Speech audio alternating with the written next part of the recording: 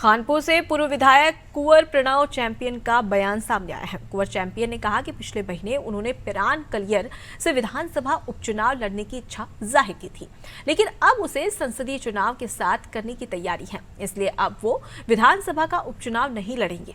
साथ ही उन्होंने कहा कि उन्हें सहारनपुर से संसद का चुनाव लड़ने की इच्छा है।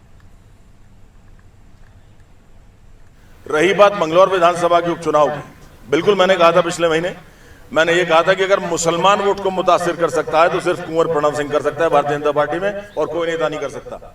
लेकिन दिक्कत है, मंगलौर विधानसभा का चुनाव लोकसभा चुनाव के साथ कर दिया। अगर ये चुनाव अब हो जाता है 1 महीने के अंदर, तो केंद्र के नेता जो हैं, अब जैसे जाट समाज है हमारा, वो आजकल बीजेपी से विमुख था, उसमें हमारे श्री संजीव बालियान जी आ जाते, डॉक्टर साहब, गुजर समाज में कृष्णपाल गुजर जी आ जाते, मुस्लिम से हमारे हुसैन साहब आ जाते, सैनी में नायब सैनी जी आ जाते, तो चुनाव का माहौल बन जाता। लेकिन संसदीय चुनाव के साथ अगर चुनाव होगा तो माहौल नहीं बन पाएगा। इसलिए अब मैं नहीं लड़ूंगा। मैं लड़ता अगर चुनाव जनवरी या फरवरी में होगा।